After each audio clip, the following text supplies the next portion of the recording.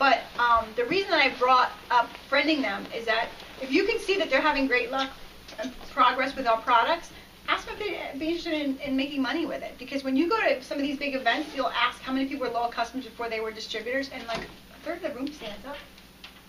So all those loyal customers are potential distributors for you. Like, so have you spent time reaching out to them to ask them, you know, how you're doing with your products? Had you ever thought about wanting to create a second stream of income for your family? And and do you know people that might like to use this product that you can make some money on?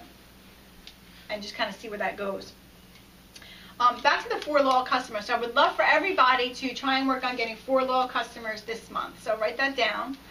And then when you bring on a new distributor throughout this year, we always focus on getting them that 4, and you almost kind of feel like you're done after you get them that 4. I would like everybody to train their their distributors to maintain minimally 4 loyal customers that are actively ordering every month, as long as they're a distributor. So if you're not retaining them with your follow-up, then you need to be going out there within a couple months minimally, when you know that 3 months is up, and getting 4 more. Because by getting that, you're going to get yourself what we call a qualified leg. You're going to have your, you'll be constantly making some money. And, I was in direct sales before. I'd go out and do a party, like I just had one yesterday for a jewelry party. She made some money yesterday, but it's a one-shot deal. Nobody's going to be ordering next month from the party. We have the opportunity to go out to work and get customers that we're going to get a paycheck for 3 months. The next, we're going to get paid 3 times minimally on one night's activity. And then we have the nerve to complain when they get off. It's still a huge deal. So you can make it different. So start training people to not only gather 4, but keep 4. That's their job as a distributor. And just see how even your volumes are better and how their volumes are better. And people, if they're making money, they're not going to leave.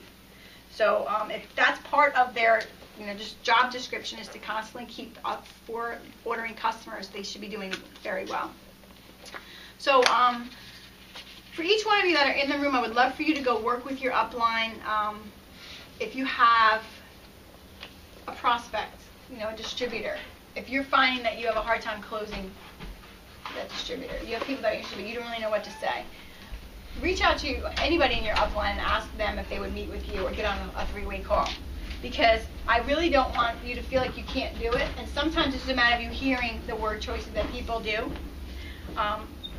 Everybody here should be having their ABBB auto shipment, and I know some people have struggled with it throughout the Christmas time, but if you have wraps, you can have an auto shipment. You can sell those wraps and just don't spend the money. Put it in your account to pay for your auto shipment. So this business should always be paying for itself. When I hear people say I put all this money into my business and I haven't made anything back, I'm thinking then you're doing something wrong. Because you really should not be ordering wraps if you're not selling them. And you should be trying to just set that bar. If you, like Kate could have done nothing. She just came in and she got on the phone. She's like, nope, I have to work today. It's a work day. Stretch yourself. Try and get those wraps. You will have more people interested in wrapping now. I mean, you just wrapped somebody today at lunchtime, right? So maybe you got a little shot down a couple times and you've lost your mojo. Start asking again, because people are going to be more receptive to the fact that they can slim down. Offer them a special. You can offer them a 2-for-1 deal. If you want to just try and get some people interested in the product to get loyal customers, you could say, if you come with a friend, I'll give you guys each a wrap for $20 instead of $25, or if you want to do 2 for $30, however you want to do it. If you have a lot of inventory you want to move, let's just get rid of it at your cost. Because that wrap, as much as we're so focused on the wrap cash, the wrap is going to be what's going to get you your residual paycheck. So if you're just covering your costs, you're just using that as an opportunity for you to grow your business, then do it. Don't make a practice of it, but again, if you need an auto ship, then you would be able to do that. But don't have wraps sitting in your house for months. But even if you're charging half price wraps, if those are your wrap rewards, still making money. You're still making money. Yeah, the wrap rewards. I mean, you're getting it for $25, so even if you sell them for $15, you're still making money. Yep. Just don't get greedy on the wrap cash, because really, truly, that's the small drop in the bucket of the money that you can make here. Lisa, if you want to say something? I did. I'm so funny. You were moving. I could tell. Yeah, I really did. I think, One of the things that I've seen with my group that I think they could really be better on, and I don't know if this is happening overall, I feel like we're going to wrap parties, we're not going to the next wrap party. Like, I think we can maybe make an easy hostess program so that they want to go, because I see sometimes these other companies, they give a lot of stuff to the hostess. And the other hostesses go, ooh, the other people go, ooh, I want to do that too because I want to get more jewelry, whatever they're selling. Mm-hmm. Because we don't have a party plan, I thought it might be a great idea to have like a system in place. Like, you can earn a free box of wraps. And how? By holding a party. When you have 2 loyal customers sign up, maybe give them a wrap. Another 2 loyal customers, give them a wrap. And then if they book a party or 2, give them another wrap. And this way they have an incentive to get a box for free from you. And maybe somebody will say, oh, I want a free box too. And then go from there. And maybe, like, I think that if we were able to book more parties from parties, Mm-hmm. it would increase our business and it would just keep going and going and going. Whereas a free wrap is wonderful, don't get me wrong, but because women are in this area are trained to get a bunch of boatload of things for having a party, maybe if we were to give them a whole box of wraps for reaching certain goals for us, Certain earmarks. that would get them excited about doing more. What do you guys think? I like it. I thought that thing that she did yesterday at your jewelry party was awesome. Anybody who booked a party from her party, she got a coupon that she could go to their party and get something for 70% off. Anything she wanted for 70% off. And that's the thing, there's got to be a perpetuation of the party. It Mm-hmm. has to keep going, and I find that, like, I'll have a great wrap party and I'll make $300, but then it's just like, okay, who wants to have a party? It's not like there's no, like, maybe even take a box of wraps and put it inside, not repackage it, but just put it inside something that looks pretty that we take with us to leave on the table to say, you can win this free box of wraps. And we're getting, if we have 4 loyal customers, we get 2 boxes of wraps for $25. We're not losing. Right. We're not Mhm. losing at all. We're gaining. Because if we can have 4 loyal customers from every party that we go to, the hostess will be like, oh, you got to be a loyal customer. And you can count the hostess as a loyal customer too. She can be one, and 3 of her friends can be one. And that's 2 wrap rewards too. Exactly. Right.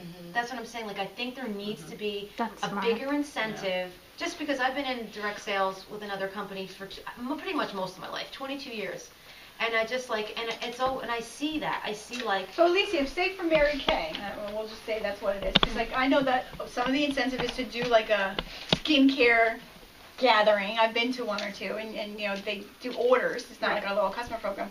What's the incentive to the hostess? she gets like, I think 10% of everything that I think it was 10 to 15% of everything, depending on how much it was.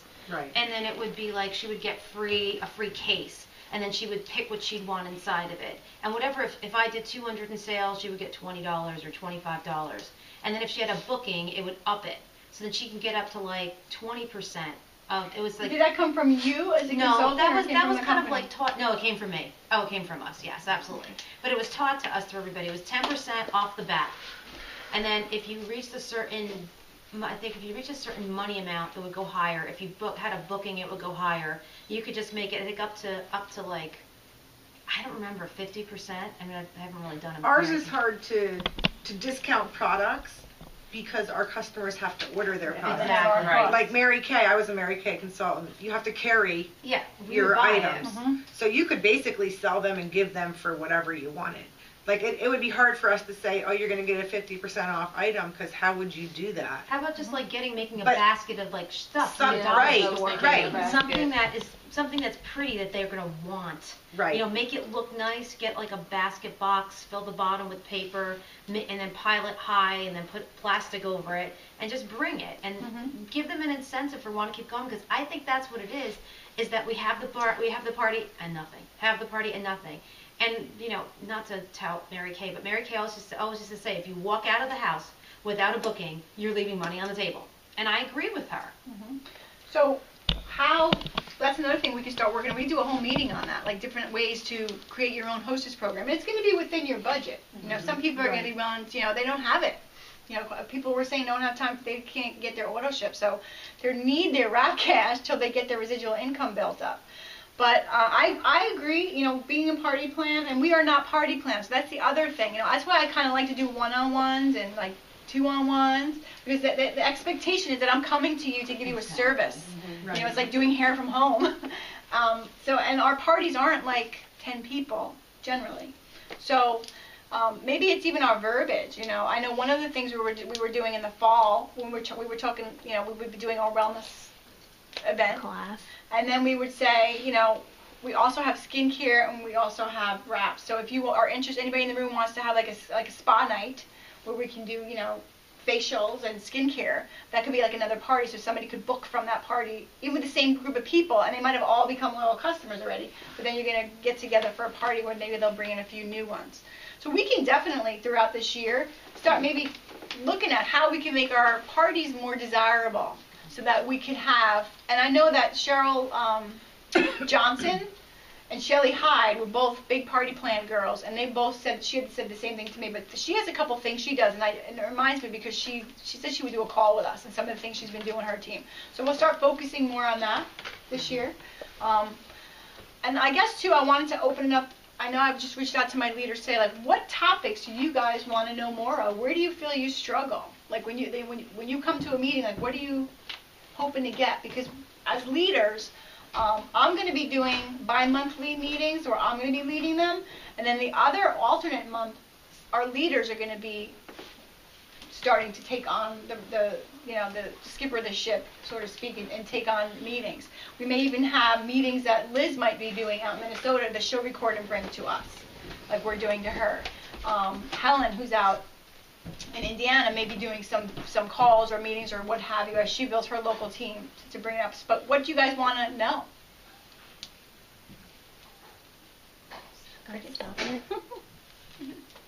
I'm curious about these upsells, and I wanted Alicia here, but of course she just walked away. But I'm, I guess, concerned a little just because that's my analytical mind. But where do we draw the line between an upsell and an affiliate program, which is against our terms? Compliance, please. I know, your compliance was. I have no idea what to say. So let's look through that, what we can and cannot do. See, party plan to me, just because I'm unfamiliar with the business, party plan to me sounds like an affiliate program. Like, if you help me do this to this level, I'll give you this. But if you step it up and help me do this to the next level, then I'll give you something better, which to me sounds like an affiliate program, almost like a loyalty without being a loyal customer, obviously. And that's the other thing. Like the only thing that immediately that I thought about when she was saying, like, say, to try and get a box of wraps to her hostess or to somebody who hosts a party, they might not sign up as a loyal that That's night. what I was thinking too. You might Your lose a goal loyal. is to go there and sign up as loyals because you want to have that, create that residual income. I do want parties, don't get me wrong, but I don't want to have to be always doing parties to make money. So maybe it would just be anybody, like you're doing a wrap party, right? So maybe you get incentive to do a facial, right? So then you would do free greens facials or something. Mhm. You can do, out of one greens on the go, 6 facials. So it's costing you $1.